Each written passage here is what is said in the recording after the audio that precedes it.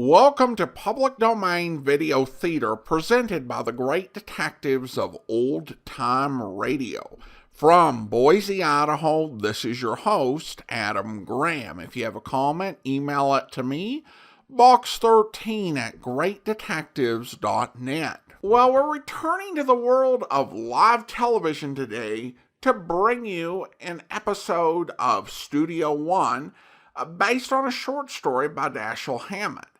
The original air date is November 14th, 1949. It's Season 2, Episode 10, and the title is Two Sharp Knives.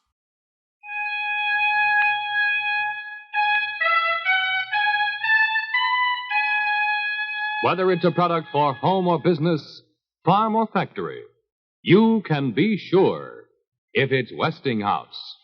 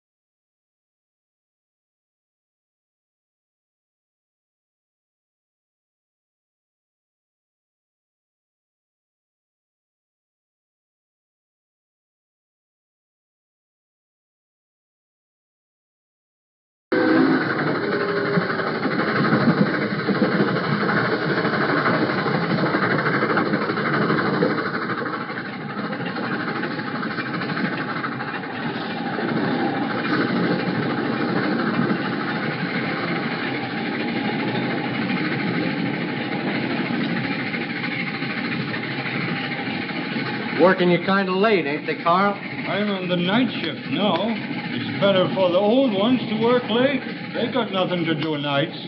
Missus is asleep anyway, eh? That's right. I'm thirsty, Dad. Can I get a drink? May I? May I? You haven't slept at all. I can get it. All right, go ahead. Okay. Having trouble? The cup stuck. Yes, they do that sometimes. Let's see if I can help you. Oh, we certainly got a cup, didn't we? We certainly did. Thank you. Now, let's see if we can get you some good warm water. There we go. Thanks. Isn't it pretty late for you to be up? Yes, but it's a special occasion. We're going to meet my mommy. Oh, I see. I have never seen her, really. I was only a baby when she left. Now, how long ago was that? 10 years. Gee, it scares me every time I hear that sound. Does that to everybody, I guess. I like your hair. I wish my hair was that color. No, you don't have to worry. You're going to be very pretty. You're going to be a real black Irish beauty someday. Excuse me, Mary, I think you'd better come back to the seat now. Is Mommy as pretty as she is, Daddy? Cold water. Cold water. 2 more stops to Deerwood, mister. Thank you. Are you going to Deerwood? Yes. Now, isn't that silly? That's where I live. I just went into Philadelphia tonight to the theater. Then you can tell us where the hotel is. Which one? We're a great big town, you know. 2 hotels. The Bristol. Is it all right? I mean, is it the sort of place I can take my little girl to? One thing I'll say for it, it is respectable. Grover Cleveland slept there. Is the other one any better? Well, it's not... I'll tell you this way. My father's the chief of police, and he gets a lot of phone calls from the other one. Your father's a policeman? Yes, he's a copper. Has your wife been living in Deerwood? No. She's been living in New York mostly. Marion, I think you'd better go back to the seat. I'll be there in a moment. Yes, Daddy. I'm sorry, I don't know your name. Anderson, Doris Anderson. Please, Miss Anderson, don't mention any of this to your father. But you see, this is very hard for me to say, but my wife, there were times, I don't know, it's quite possible she might have had some sort of record. From many years ago, of course. That's all over now. I know it. I heard her voice on the phone. That's why I couldn't bear to have anything happen now that might spoil this. You see, that child there, That child needs her mother. I've done what I could. I know I've known for a long time. That's why I asked you to. I've said too much. I'm sorry. Please forgive me.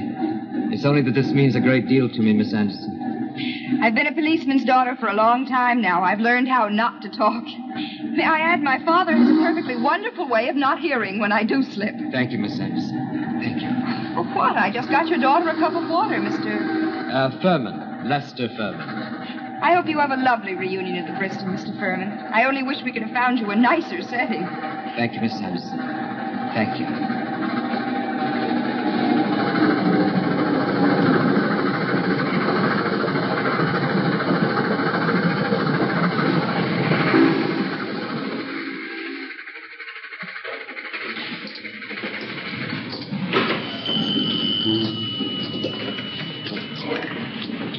Deerwood Police. Huh? Up 5.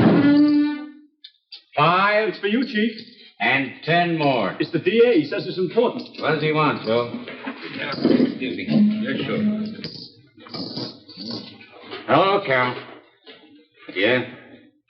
Well, what's on your mind? I see. Just a minute. You raised me again, Ben? 10 more. Come again. Shove in 20 for me, will you, George? Oh, sure. Yeah, Carol. Yeah. Well, who sold them?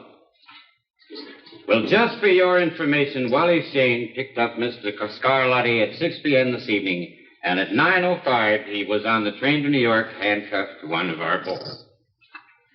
Not at all. Thanks for calling. Well, how do we stand? You got me beat, Scott. Well, I'm thinking of calling you, Chief. Don't waste your money, George. Your wife needs slip covers for the living room. Oh, maybe you're right. I had 3 9s. What did you have? George, how long is it going to take you to learn that I never show my hand until I'm called? Your deal, Doc. I've had enough. I have to take out Mrs. Daliani's gallbladder at 8 in the morning. What was the DA so hot about? Politics. He wants to catch me napping. Cannon fodder for election. You see what he's giving out about you and Wally? No, what? This is tomorrow morning's Chronicle. Personal interview with the DA. Yeah? What have we here in Deerwood, Mr. Carroll asked? Democracy? Not with this administration in power. It's royal succession. Take the case of our police chief, Scott Anderson. Mr. Anderson has hinted privately that he would retire next year. Which decision has our heartiest approval? He'd sure like to cut your heart out, Chief, sir. Wait now, there's more. But who is being groomed to succeed him? It is 35-year-old Wally Shane, whose marriage to Mr. Anderson's daughter is scheduled for late this fall. How long are the citizens of this town going to close their eyes to... stuff and stuff. Yeah, I've been wondering how long he'd wait to let go with that barrel. Yeah. He tore at Wally for stealing his thunder on that policy gang. Wally moves too fast for Mr. Carroll. He slipped down to New York and put the finger on that policy gang while the DA was still giving out interviews. Yeah. You owe 920, Doc. I begin to side with the DA. There's something crooked about this police force of ours around the poker table, if nowhere else. So you for that. They take you again, Doc? Hello, Wally. I am going to have to start an epidemic in this town to pay for my social life. It's almost time for the 111, Chief. You going to meet Doris? I'm coming, Wally. I'll put the town to bed on the way. I'll come along with you. Okay. Hey, when did this get put up here? What's that? Oh, that came in late. I posted it about 10 o'clock. Oh, why don't you let a guy know? I could use 15 grand right about now. You think too much about money, Wally. Well, the way things are in this town, a guy's got to think about the extras. You can't live on a copper's pay. Well, the papers are writing on there on my desk if you want to look at them, Wally. I'll drop by later. Well, we're going to meet that train. We better get started. I'm coming right away. Next time you're making up a game, let me know. I'll bring a bad check along. Good night, Doc. A sore loser, that's all he is. Well, good night, Ted. Good night, Chief. Good night, Pop. Take it easy tonight now, will you? And I hope I don't see you again tonight. Okay. Well, she's leaving Valley Farms. Okay, let's go.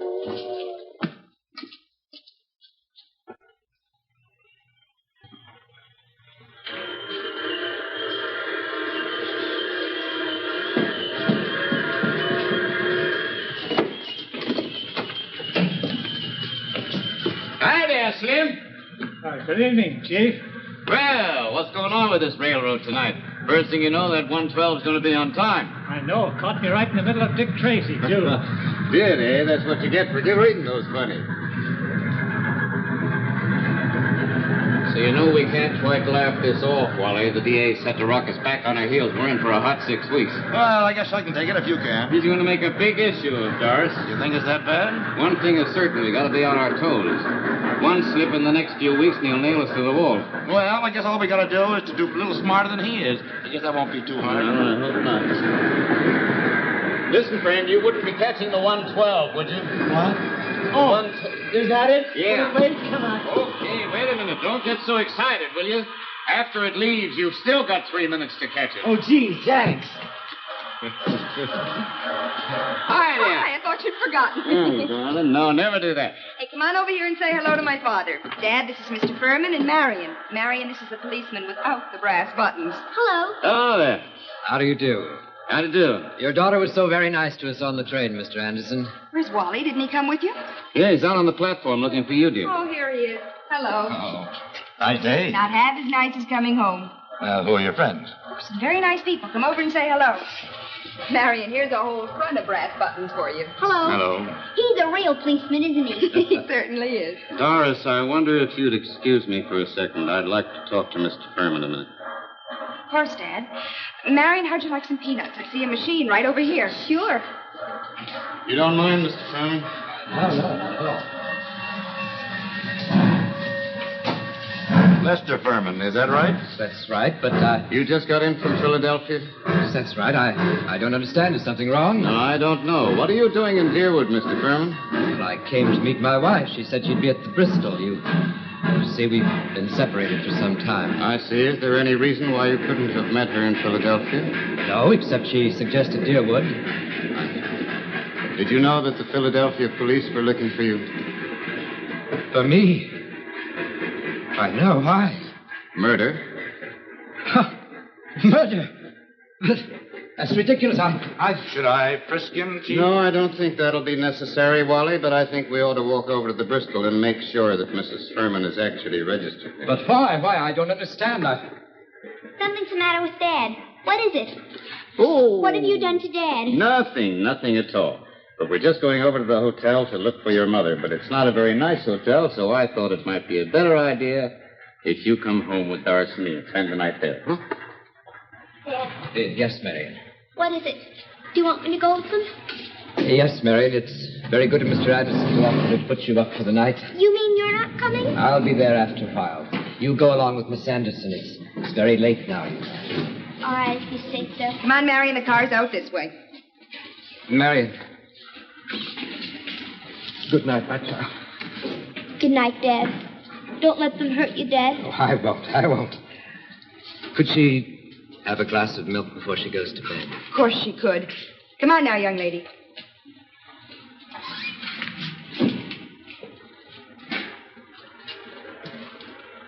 You don't believe me, do you? I don't know, Mr. Furman. I'll have to wait and see. We better get started. It's late. You ready? Is that ready? Come on.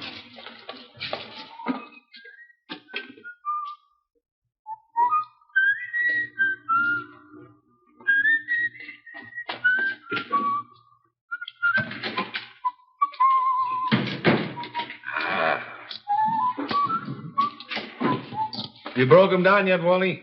No. What was the stall about meeting his wife? What did he think that would get him? But all I know is that he didn't find any wife at the hotel.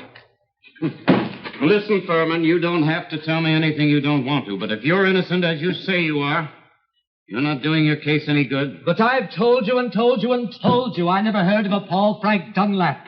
How could I have killed him? Do I look like someone who could murder a man? I don't know. My experience has been that no murderer ever looked like a murderer. But what more can I say? What more can I do? Let me look at that thing, Wally, will you? This is you, isn't it? Yes. Where did you get this? From the Philadelphia police. Do you recognize it? Yes, but I don't understand. This isn't... How did they get hold of this picture? That picture was taken 12 years ago. So? I didn't look like this then. This picture's been touched up. Touched up? Yes, look. I had a mustache then. You see, it's been removed. And lines have been added to the face, and shadows here. They've made my hair gray. My hair wasn't gray then. I was under 30. How can you be so sure that it was touched up? Because I know this picture. You see that edge of sleeve there in that hand? That was my wife's hand. We had this picture taken together. Where's the original of that picture? I don't know. I haven't seen it in years. Could your wife have had it? Oh, stop asking questions. Stop. Listen, Furman, I'm asking questions for your own good. You're going to have to answer sooner or later, and it's better that you answer now. All right. That picture was taken 2 months before Ethel and I were married. She was only 18. I was 29. She was working in a restaurant then in Philadelphia. A waitress? Yes, a waitress. A waitress in an all-night quick lunch.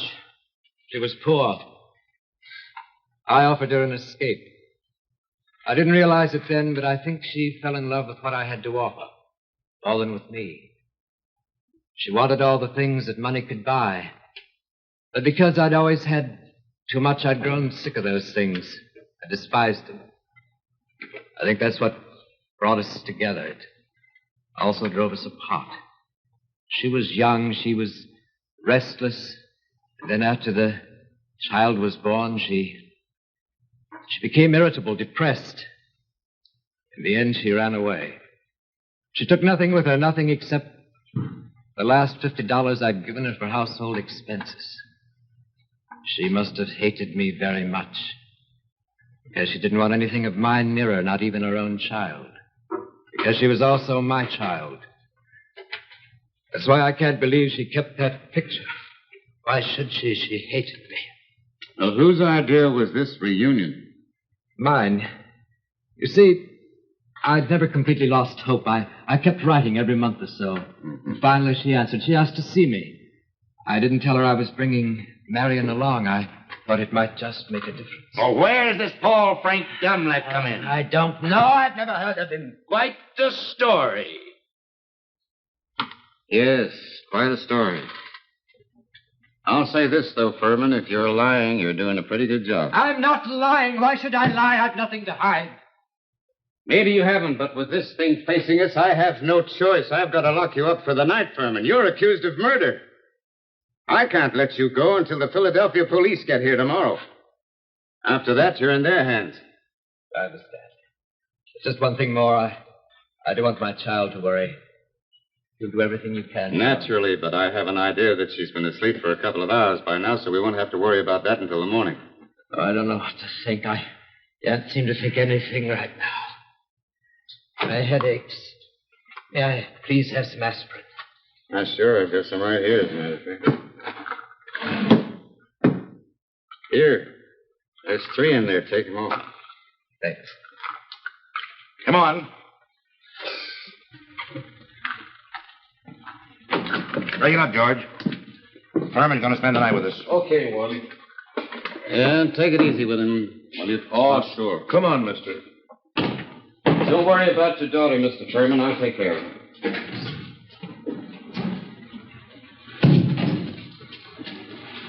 Walk right in, Mr. Furman. We haven't had anybody in our host golf for 3 days. You'll have the whole place to yourself, just like a suite at the Ritz. If you want anything, just let me know. Thanks, I will. Well, what do you make of it, Wally? I don't know. Pretty screwy story. Yeah, pretty screwy. But just screwy enough to be true. That we'll know in the morning. Yeah. And that's only 2 or 3 hours away. Can I drive you home? Oh, sure, thanks. I forgot. Doris has the car, hasn't she? Oh, George. I'll bring you back a container of coffee. Oh, thanks. That would go good. Don't be cheating yourself at solitaire while I'm gone now.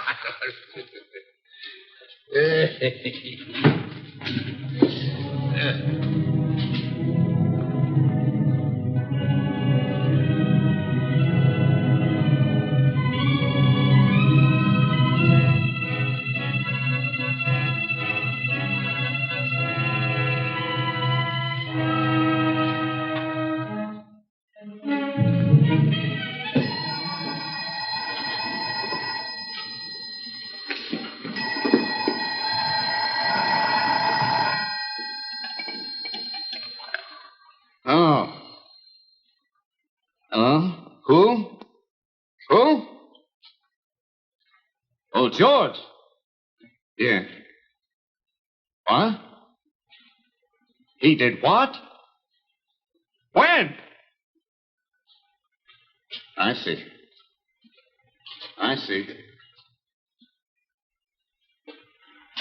I was right here all the time, Chief. And when Wally came in off his beat a while ago, there he was. The Chronicle, sure. And the Philadelphia Police. And who? Oh, Doc Camsley. Oh, yeah, sure. Okie doke. But he can't do him any good now, Scott. The guy is dead.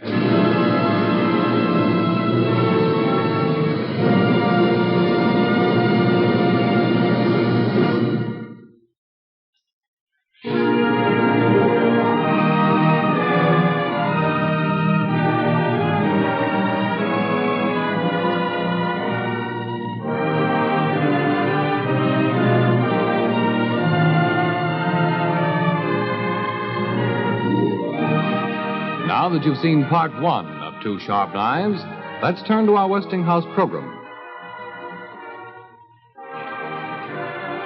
Extra, lady reveals secret. Well, it sounds like there was a mystery here. There was. Every Monday afternoon, the neighbors noticed that Mrs. Evelyn Gunther of Bird Street in Richmond, Virginia, was all through with her laundry while they were still busy with theirs. How come? Well, Mrs. Gunther wrote us a letter and revealed her secret. There it is, the Westinghouse laundromat. Listen to Mrs. Gunther's letter. My washing and ironing time has been cut from 2 days a week to half a day. And Mrs. Gunther says that her wonderful laundromat has already started to do her day's wash while she's having breakfast. And what's more, she hasn't had a single laundry bill since she bought her laundromat, because it washes everything. It washes curtains and slipcovers and even feather pillows. Now, she also saves on soap and water, too. Because of this wonderful Westinghouse exclusive feature, the water saver. Now, of course, the Westinghouse laundromat does large 9-pound loads. But suppose you have a small wash like this. Now, other washers would use the same amount of water as they would for a large-size load. But with the laundromat, you just set the water saver dial at low.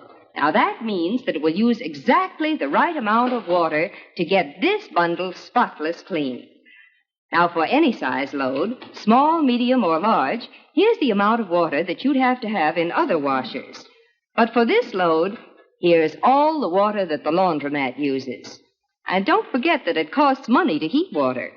Now, naturally, with so much less water, you'll use lots less soap. And then, here's all you do. You just slip the clothes in, start the laundromat, and your job is done. The laundromat washes, rinses, damp dries. Why, it even cleans itself and shuts off automatically. No wonder Mrs. Gunther is in love with her laundromat. Why, she has lots more time to go visiting, see a movie, or go shopping. When you're shopping, why not stop in at my store? I'll be proud to show you the famous Westinghouse laundromat. It's the quality automatic washer. When you come in my store to see the laundromat, let me wash a load of your clothes. Let me prove to you why the laundromat is the quality washer. And it's so easy to own a laundromat because Westinghouse dealers have a convenient payment plan available to you. Come on in and ask about it.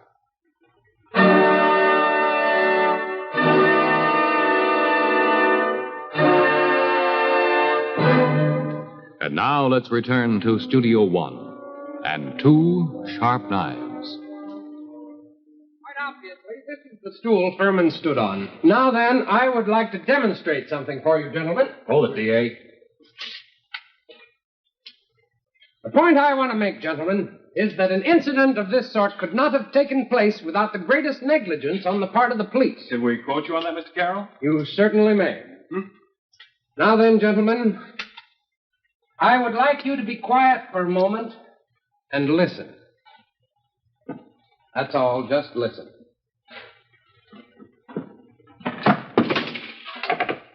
You all heard the sound that stool made when it fell. Remember, Furman Furman was here in this cell. He was not down at the end of the block. Can any of you imagine a man sitting or standing not more than 8 feet away who wouldn't have heard the sound that stool made when it fell? If indeed there was anyone there. In other words, gentlemen, it is my contention that either the cell block was unattended, or the attendant was asleep, or he deliberately ignored the noise because... But I prefer not to entertain this last assumption since its implications are too close to criminal complicity. The other possibilities are sufficiently damning to the efficiency and integrity of Mr. Anderson's police administration. Is that on the record, Mr. Carroll? It is. Let Anderson answer it any way he can. Now, gentlemen, I would like to point something further out to you. That's the matter of the time element. Furman was booked into this cell at 1:37 this morning. He was not admitted to the block, however, until 3:20. Not back yet, George? Not yet. The DA has been yelling for you for an hour, Doc. Where is he? He's in there with the press and a couple of his henchmen. He's been making a political speech for 1 hour solid. You'd think that Scott hung this Furman up himself with his own 2 hands. I wish Scott were here. I'd like to see him. Yeah, so do I. Any minute, I'm expecting Carroll to come in here and open fire on me. After all, I'm the guy that was supposed to be guarding him when it happened. Well, there you are, Doc. I was wondering how long it'd take you to get out your report. I've got it here. There are a lot of things I'd like to check first before I put it through. Such as? Whatever I find will be in the report, Carroll. Well, it seemed to me to be a perfectly clear case. Unless you'd like to check with Anderson first. Of course, if Anderson were here on the job, it'd be a lot easier for all of us to check with him. I don't like that, Carroll. Oh, neither do I. Neither, I believe, are the people of Deerwood going to like it. Politics are your racket, Carroll, and up to a point, they're not too hard to live with. But there is a point beyond which they get just plain dirty. Right now, I got a feeling they're dirty. So have I.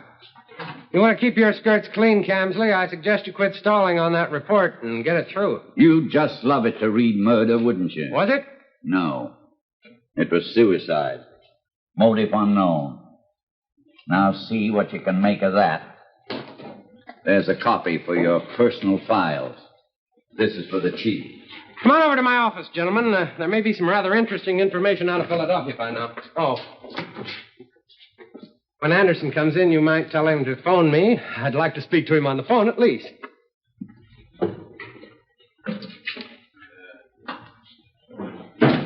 Yeah, all right. I get it. Yep. Well, I think that's something you ought to tell the chief yourself. Yeah.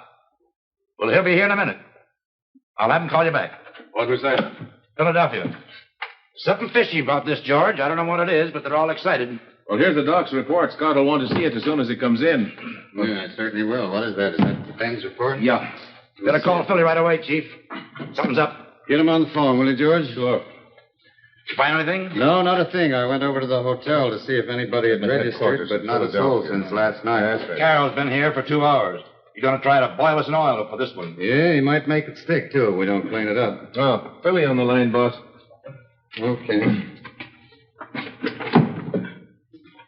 Hello. Yes, this is Chief Anderson speaking. Yeah. You got my wire about Furman? Yeah. I see.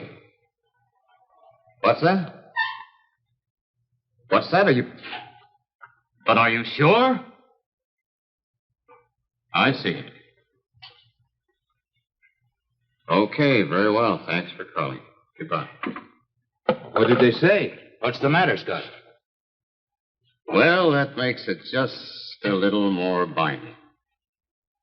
There wasn't any Paul Frank Dunlap murdered in Philly. They haven't any unsolved murder of the 26th of last month. They never even heard of Lester Furman. And the agency that sent out that circular doesn't exist. It was a forgery. I don't get it. It's a very elaborate frame-up. Someone went to a lot of pain. I still don't get it. No, neither do I. But if somebody was trying to get him, the suicide angle doesn't make any sense. None. There's a very nasty smell about this. Just the kind of a smell that the DA likes. Let me see that report again. Sure. Yeah, that was a tough break, Wally. You almost had that $15,000 in your mitt. Yeah, and there are lots of ways I could have spent it, too. Well, there's only one thing I know to do. Yeah, what? It's not very pretty, but we've got to question Furman's kid. Does she know yet? No, Doris does, but I told her to keep it quiet for a while. This is a dirty job, Wally, but I'm afraid it's right in your lap. I want you to go out there and get Doris and the youngster and bring him back here. Should I tell the kid? No, it might be better to let Doris. I should be back in about a half hour. Okay.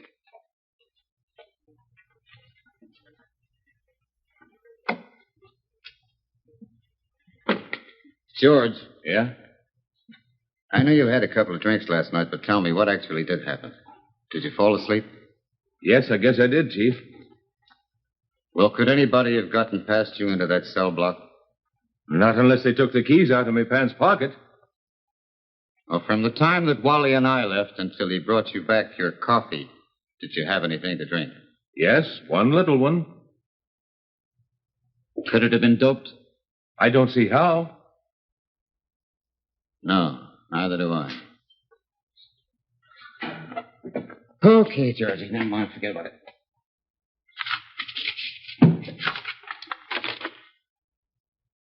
Why would anyone send out a circular like this for a man that isn't wanted?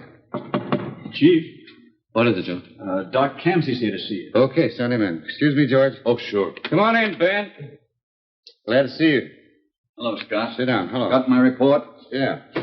Do you believe it? Well, certainly. Why shouldn't I? It wasn't accurate.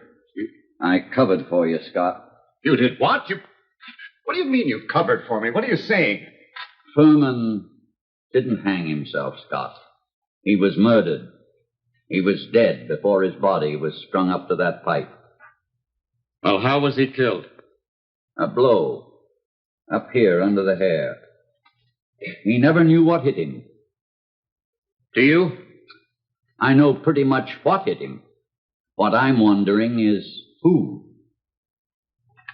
Yeah. And so am I.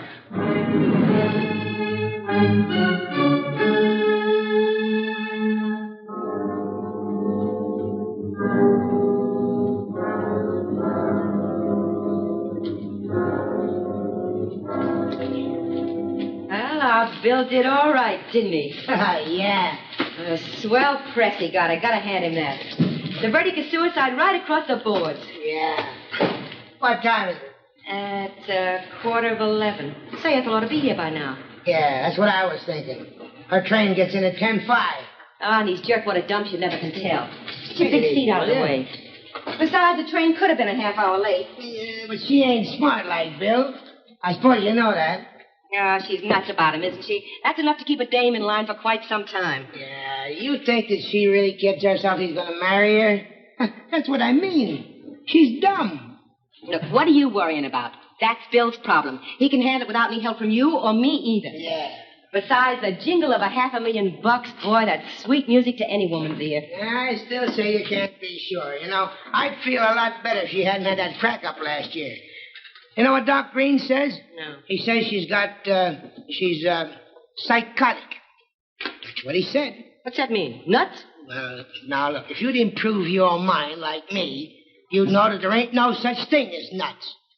All of us is nuts. Some more, some less. I'm less.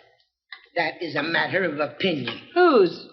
Why will a dame always make it personal? Now, look, I'm just trying to carry on a little intellectual conversation. Yeah, you're talking to yourself, then. I am not. I'm talking to you. Look, all of us has got something. Some has got neuroses and some has got psychoses. And psychoses is the worst. That is, unless you know how to handle it. See? But the people what makes the real trouble is what they call normals. Who says I make trouble? And who says you're normal? I do. Oh, listen, baby. You start getting abnormal Now, listen right to me, around... Chicago. You shut up. Wait. That's it. Well, let her in. Stand there. How many times do I have to knock? No, stand there. Come on in. What kept you so long? Oh, the train was late.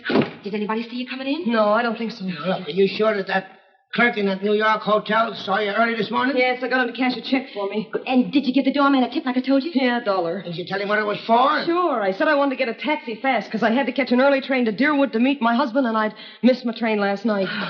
Okay. Where's Bill? Oh, he's laying low. I saw the morning paper at the station when I got in. Bill did all right, didn't he? Huh. Did you ever think he wouldn't? Oh, gosh, I'm tired. I didn't sleep much last night. Why not? You weren't getting soft about this Furman again, were you? What business is it of yours, what I was thinking? Hey, look, give me a cigarette. I'm out. Sure, kid. Thanks. Smoked a whole pack on the train. Thanks. Gee, hasn't Bill even called? No, he's got sense. Wish I could see him before I go down there. Why? I don't know. I'd just like to. You're nervous, ain't you? Yeah, a little. Now, look, kid, you better get over that before you go up in front of those cops. Come on, how about a drink? No, but... Gee, I sure wish I could do this some other way. Well, you can't. Look, this play's got to look on the level. First, you were going to meet him, and then you made a date with him, and then you were going to go back with him, and if you just kind of accidentally missed the train, well, let me tell you something. If they think this date was a phony, you're going to look pretty sick. Yeah, I guess you're right. I only hope they don't grill me. I hate the way cops have of asking questions. You've got a simple story. Stick to it. Yeah, all right.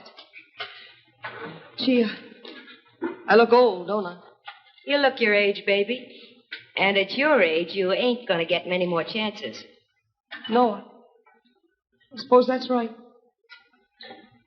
Well, might as well get it over with. Sure. See you inside an hour. Oh, I hope it's sooner than that. Well, it won't be, and it mustn't be much longer either. Yeah, that's right. Mustn't be. Well, wish me luck? You bet I do. Luck, kid. Thanks.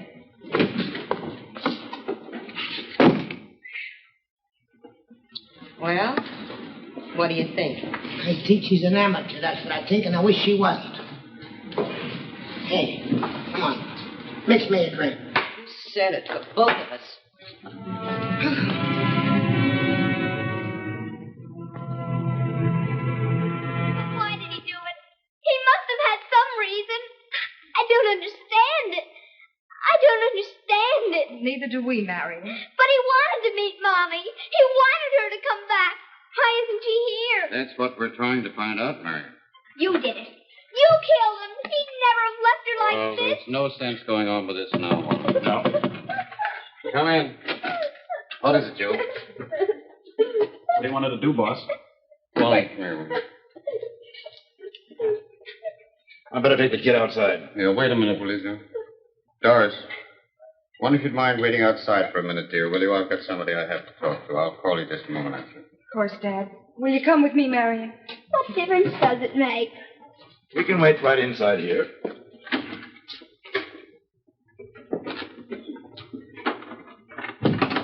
Okay, sure, bring him. Mrs. Furman, Yes. won't you sit down? Thanks.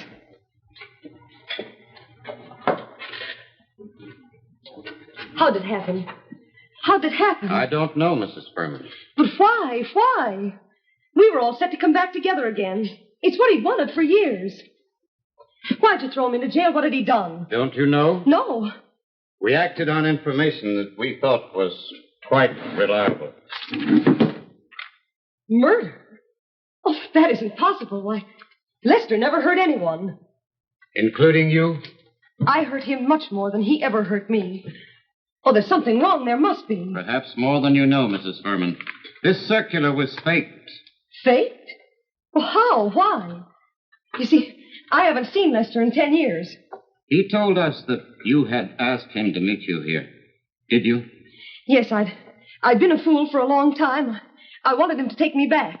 Well, if it meant so much to you, why didn't you meet him here, or did you, Mrs. Furman? No, you see, I missed the last train out of New York last night. I caught the earliest train I could this morning. And now... well, he was such a gentle guy. Why did anyone want to... Why did anyone what?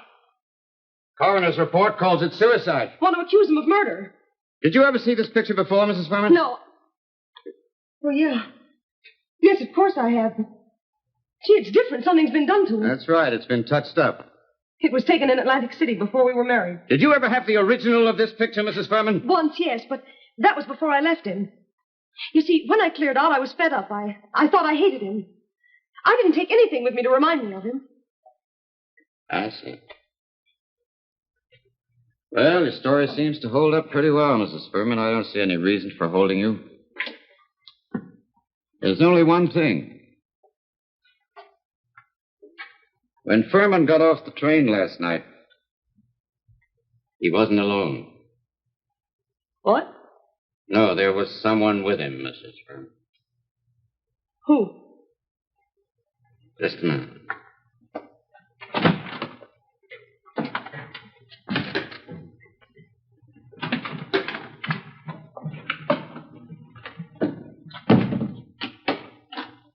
Someone here I want you to meet. Who is it?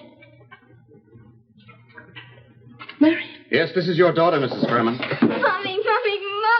Why weren't you here last night? Why weren't you? Let me look at you. Let me look at you. You've been here. This never would have happened. Why weren't you? I didn't know, darling. If I'd known, I'd never have missed that train. Come back, Mommy. Please come back. Dad wanted you to. He wanted it for so long. Oh, I'll come back. Take her away. Take her out of here. Mommy! Get her out. Marion. Get her out. Mommy! Marion, come along, dear. Come along. You go on back to Doris' house here and get some coffee. Go along. Why'd you have to drag the kid into it? You missed the train on purpose.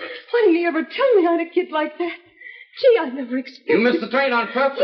Yes. Sit down, Mrs. Furman. Oh.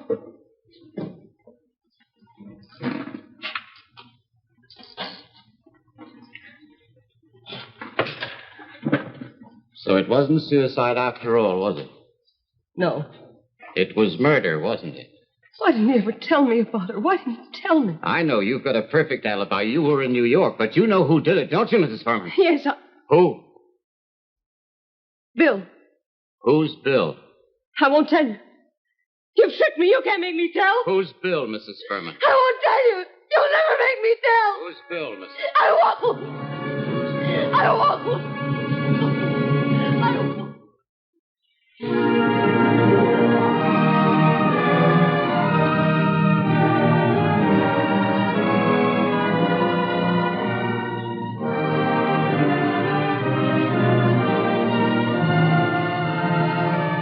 And now let's pause for a moment and look at our program again. Don't look 10 years older. Well, I should say not. That's something you certainly don't want to have happen. And it needn't happen because a woman can stay young looking longer if she'll just cut out those back-breaking chores that she doesn't have to do these days. Now, here's a household appliance that cuts out one of the heaviest household chores of all. The new Westinghouse clothes dryer. You've no idea until you own one what a heavy load it takes off your shoulders. I'm going to show you some pictures to prove it to you. Look, that's me, lugging in a heavy load of clothes to dry. Now, no woman need do that ever again if she has a Westinghouse clothes dryer. And there I am again, this time dashing in with some clothes because it's raining. Now, with a Westinghouse dryer, you'd never have to think about the weather because any day is a perfect drying day. Now, let's see how this wonderful Westinghouse dryer works. You just take the clothes from the laundromat, spotless clean, and drop them into the clothes dryer. Then, for clothes that need ironing, you just set the dial at damp. Just think, you never need hand sprinkle again if you own a Westinghouse clothes dryer. Then, for clothes that don't need ironing, you set the dial at dry.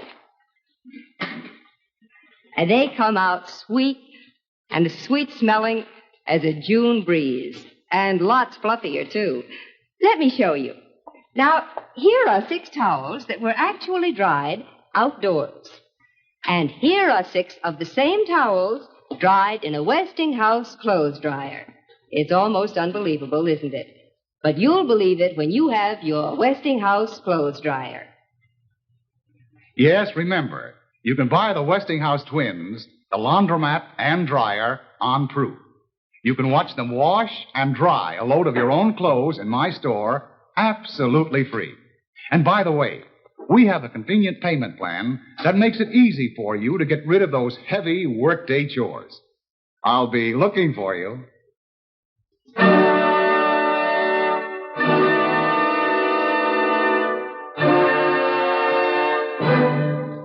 We return now to Two Sharp Knives. What time is it now? 6:25, maybe a little later. 7 hours she's been gone. Ah, well, maybe small-town cops don't ask questions as fast as big city cops. Cut it. Did it strike you funny that we haven't heard from Bill either? Yeah. You don't suppose they could have blown and left us holding the bag, do you? I wouldn't put it past either one of them.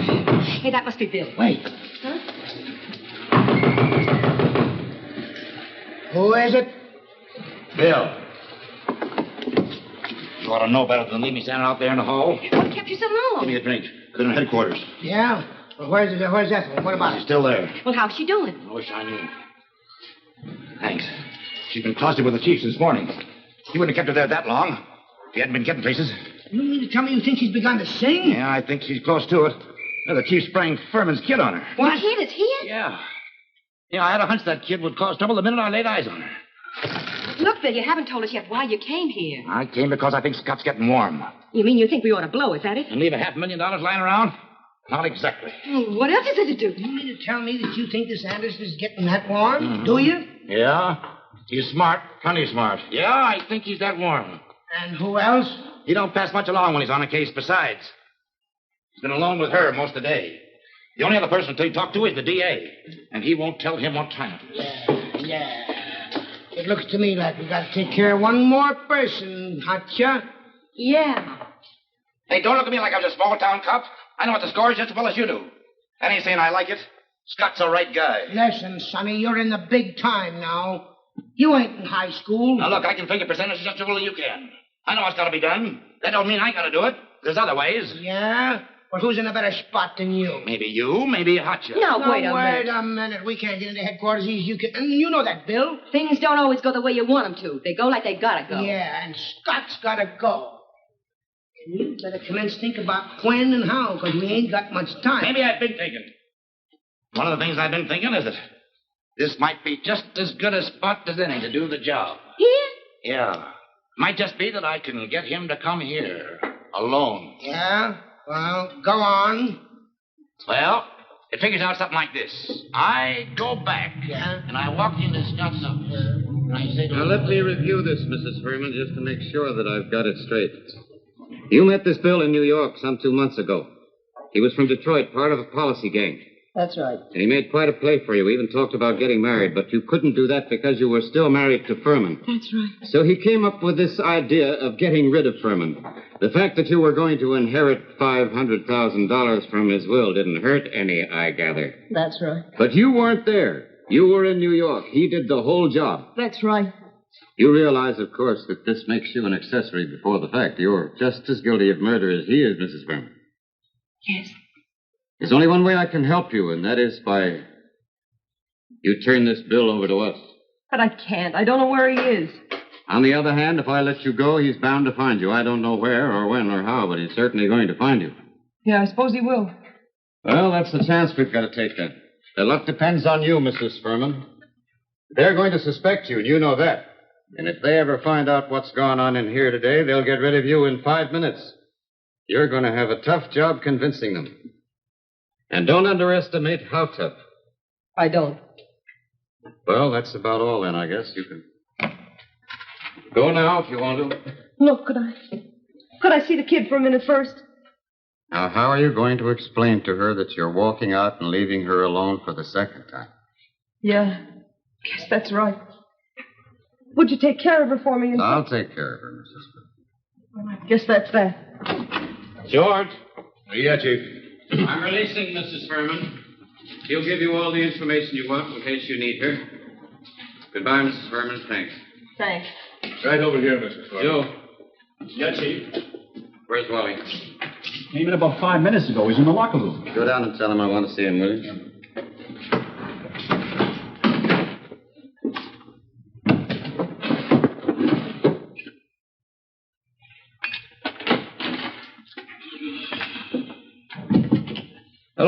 Where have you been? Oh, just out in the deadbeat. Nothing to it. Wait till you see the Chronicle tomorrow. You'll think you'll better start looking for another job. Oh, Carroll's got us over a barrel, hasn't he? Well, he thinks he has, but I'm not so sure that he has. That's the reason I want you to come with me now. This might be quite a break for you, Wally. Just the sort of break that might make you chief of police by public acclaim. You're that hot, huh? It's open and shut. I've got to go out and give George some instructions. I'll be right back and pick you up. Okay.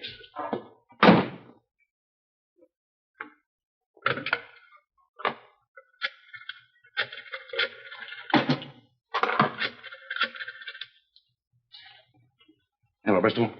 Give me 403. Hello, Chicago. It's Bill. Look, get packed and ready to blow. Yeah, in a few minutes, Anderson and I are going to pay you a little visit. We'll be alone.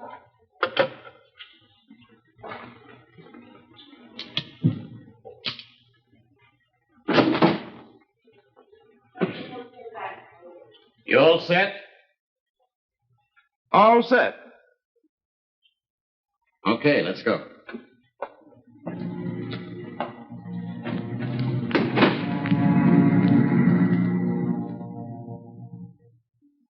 Suppose Bill got him to come over here. I don't know, but I certainly don't like it. You should get out of here first and let him do it alone. I don't trust him. I want to see it done right. Hey, that's not Bill.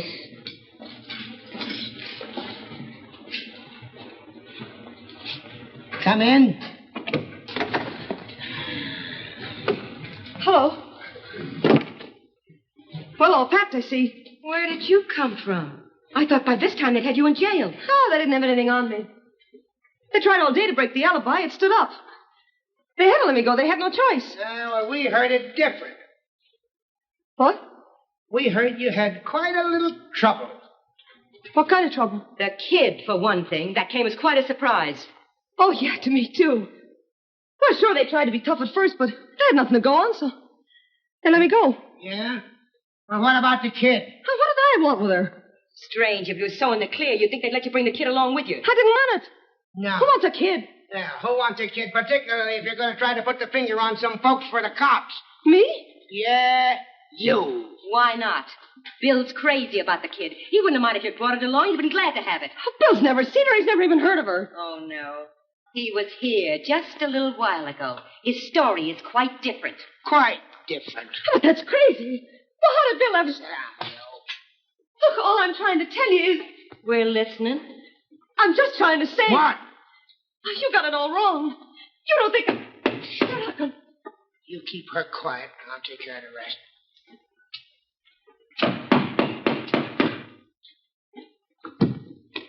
Won't you go? I came to see Mrs. Furman. Bill, shut up. Yes, and Bill. Well, won't you come in, Anderson? Thanks very much. We've been waiting to see you. Well, it looks as though I recognize the entire gang. There's a couple of you I haven't seen before, but it looks like that policy gang that Wally was mixed up in New York a couple of months back. Well, you seem to have me fairly well covered. What's the idea? A conference or a ride? Sit down, Anderson. Oh, thanks.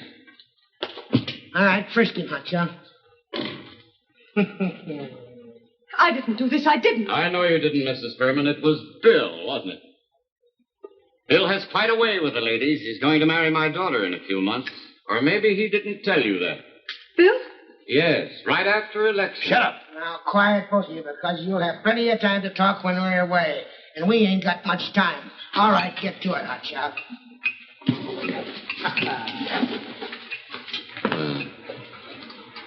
Take care of you, Palsy. Put your hands back here. Come on. Now, Bill. You start that little smudge pot. What's going on here? Let's go. You okay, Chief? Sure, just about in time. Okay, Georgie, thanks. I'll take care of this. Sorry, Wally, but while you were loading your gun, I was a little busy, too. Usually I trust Wally to do this job alone with me, but I couldn't trust Bill. You're under arrest, all of you. No, wait a minute. I didn't have anything to do with this. Don't Put your tell hands me off how me. innocent Shut you up. are. I A can jury tell will you. decide that. Me too? You too, Mrs. Furman, and Bill. Take him away and lock him up. Let's go. Now listen, Anderson. Shut I up. never saw this guy in Shut my... up, I said. Mr. Anderson, my daughter. I'll take care of her. She can have a home with Doris and me just as long as she wants, Mrs. Frank.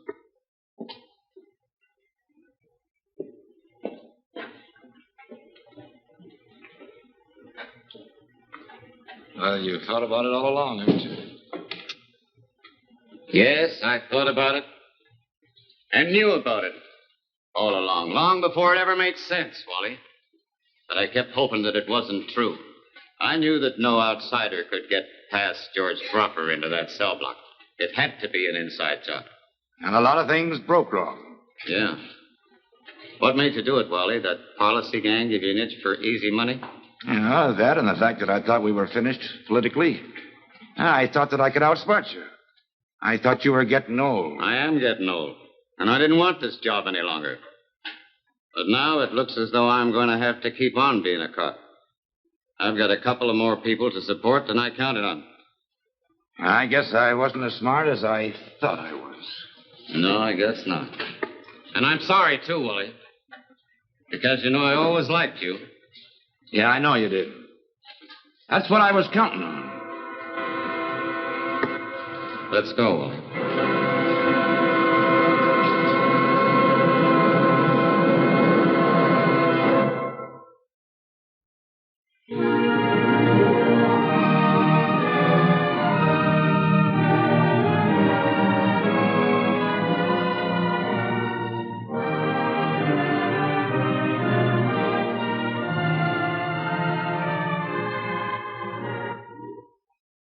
Sure is a strong word. But over the years, we at Westinghouse have learned to live by that word. Tonight's story of the sureness behind every Westinghouse product begins in the early days of aviation when accidents were frequent. But nowadays, wind tunnels like this make air travel safe and sure. Scientists reproduce actual flight conditions right in the tunnel. For instance, this airplane model is being pre-tested by a man-made tornado to unlock new secrets of flight. Air is hurtled through the wind tunnel by this Westinghouse 40,000 horsepower electric motor, one of the largest in the world. Enough power is developed by this giant to haul a freight train 8 miles long. And a blast of wind through the tunnel blows 6 times faster than a hurricane. Whether it's a giant motor to help pre-test airplanes or a tiny one for this electric mixer, if it's a product for home or business, for farm or factory, you can be sure if it's Westinghouse.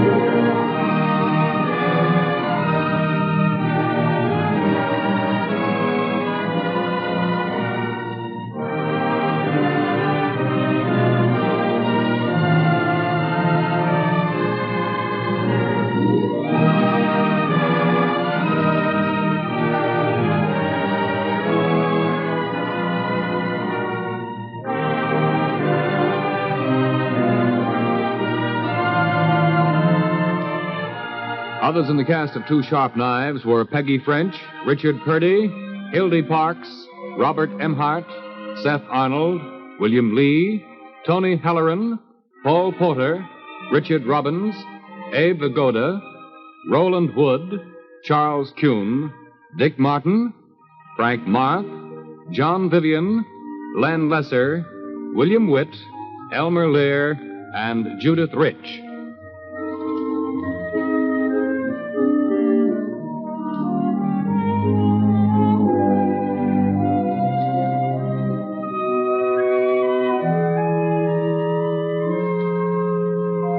This is Paul Brenson saying goodnight for Westinghouse, inviting you to be with us again next week. Meanwhile, why not phone your own local Westinghouse dealer or drop in to see him? Tell him you'd like him to pick up a bundle of your own clothes. Remember, he'll be glad to wash and dry them in the Westinghouse laundromat and dryer at no charge to you, so that you can see the Westinghouse twins in action and see how they do your clothes. I know you'll find it a mighty interesting demonstration. Welcome back. This is an interesting piece.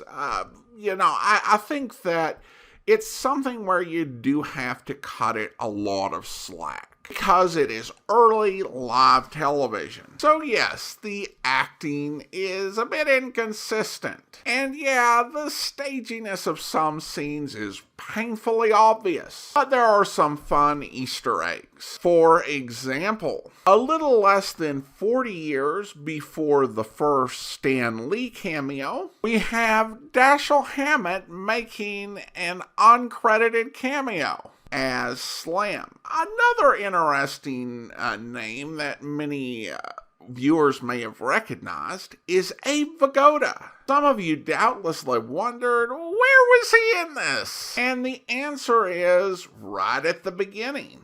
A 28-year-old Abe Vigoda in makeup, including a fake mustache, played the older passenger. And of course, this did not come into play in the story at all. It's just a young Abe Vigoda wearing a fake mustache. Vigoda at the time was a theatrical actor with very limited television exposure. He wouldn't really come to prominence nationally until his 50s with his performance in The Godfather, and later received Emmy nominations in the 70s for his role on Barney Miller as Detective Fish. So here he's just getting a head start on playing middle-aged men on screen. I also found it absolutely fascinating that you could get your Westinghouse dealer do a load of laundry for you. If this were still in operation when I was a child and we were traveling all over the country and going from city to city for a few years, no doubt we would never have paid for a laundromat. Now, the big issue I will take with this in terms of its adaptation and storytelling is that it's really a bit baffling how Mrs. Furman's reaction to her daughter is played, because it seems almost like she wasn't aware she had a daughter. Now, it can happen to us men that we are not aware of children that we have for various reasons. It's kind of hard with a woman, because you think she would have been there. I think you can interpret it other ways, like she was surprised that the daughter was brought with her husband. But why would she be surprised? And you can't blame this on Dashiell Hammett either, because in his original story, Mrs. Furman left after their daughter died. So this entire situation was created for the TV adaptation. I'm not a huge fan either of the scenes with the conspirators. It just seems to undercut the mystery. Personally, I prefer the radio adaptation that was done for suspense. But again, the TV version does have its charms, and I hope you enjoyed it. Well, that will do it for now.